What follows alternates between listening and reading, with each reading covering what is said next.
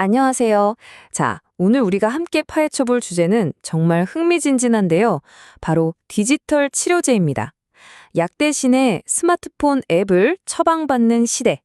여러분, 이게 과연 현실이 될 수 있을까요?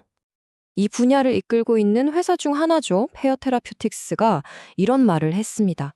이게 그냥 약이 아니라 화학약품이나 바이오 의약품의 뒤를 잇는 완전히 새로운 세대의 신약이라는 거예요. 정말 대담한 주장이죠. 그만큼 이 분야에 대한 기대가 엄청나다는 걸 딱 보여주는 한마디입니다. 네, 그래서 오늘 저희가 바로 이 질문에 대한 답을 한번 찾아보려고 합니다. 도대체 디지털 약이라는 게 뭔지, 그리고 우리 사회가 이걸 받아들일 준비는 되어 있는지, 기술적인 측면부터 의료 현장, 그리고 시장 상황까지 다각도에서 한번 제대로 들여다보겠습니다. 자, 그럼 이 질문에 답을 하려면요. 먼저 이 디지털 치료제라는 개념이 어떻게 세상의 주목을 받기 시작했는지 그 결정적인 순간부터 한번 되짚어봐야겠죠?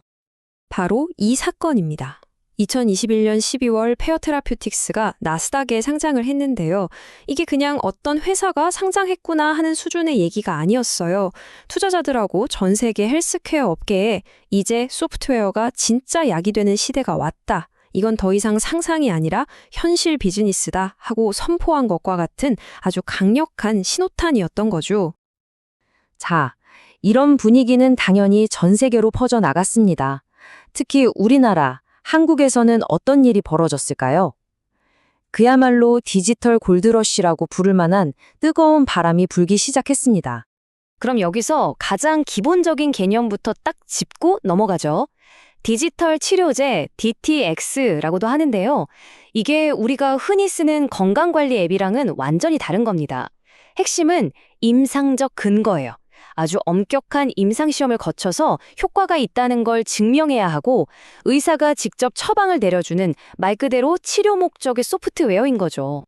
그리고 법적으로는요, 이 디지털 치료제가 소프트웨어 의료기기, 즉 SMMD라는 카테고리 안에 속합니다.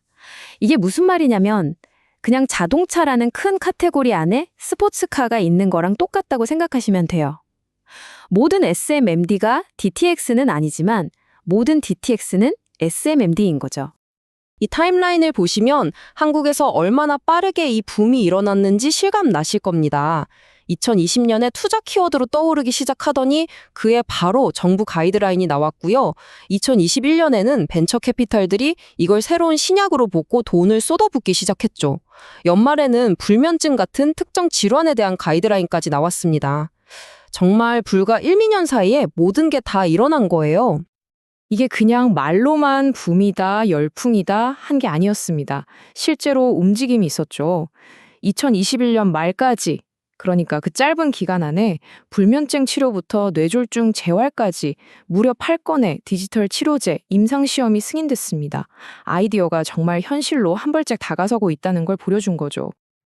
그런데 말이죠. 이렇게 분위기가 뜨거웠는데 왜 아직도 우리 손에는 디지털 처방전이 없는 걸까요? 뭔가 현실의 벽에 부딪혔다는 얘기겠죠? 바로 이 지점에서 현실의 벽이 드러납니다. 한번 보세요. 기존 제약산업은 수십 년 동안 고속도로를 닦아놓은 것과 같아요. 모든 절차, 기관, 전문가들이 다 갖춰져 있죠. 반면에 DX 산업은 이제 막 숲길을 헤쳐나가기 시작한 겁니다.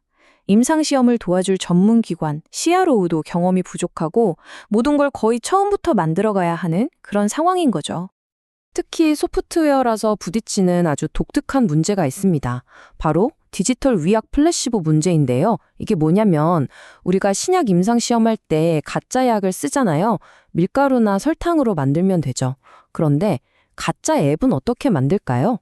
치료 효과를 내는 핵심 알고리즘은 쑥 빼면서 겉보기에는 진짜 앱이랑 똑같아서 환자가 내가 지금 치료를 받고 있구나 라고 믿게 만들어야 하거든요.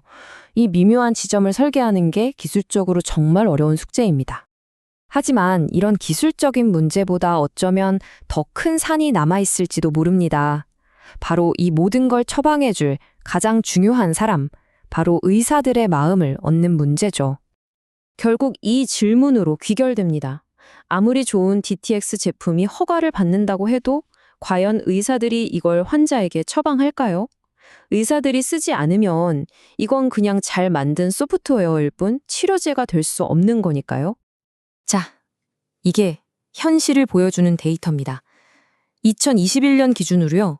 처방을 해야 할 의사 선생님들 중에 10명 중 9명 가까이가 무려 87.3%가 디지털 치료제가 뭔지 잘 모른다고 답했습니다. 이건 정말 어마어마한 인식의 격차라고밖에 할 수 없죠. 그럼 이 엄청난 격차를 어떻게 메울 수 있을까요? 해결책은 크게 두 가지로 볼 수 있습니다. 아주 명확해요. 첫 번째, 효과가 있다는 증거를 쌓아서 아주 공격적으로 알려야 하고요. 두 번째, 의사들이 처방하는 과정을 정말 쉽게 만들어줘야 합니다. 자, 첫 번째 단계는요.